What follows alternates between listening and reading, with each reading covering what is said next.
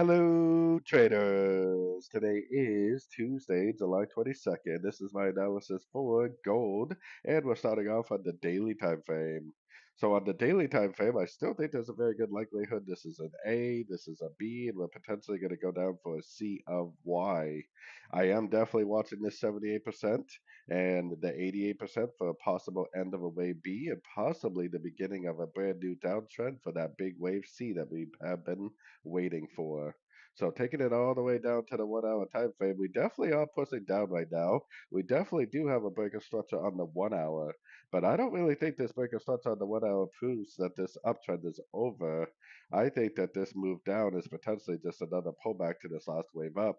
I think there's a good chance we're going to push up again to hit that daily time frame 78% Fibonacci retracement level more properly and maybe even push up to the 88% before we actually go down.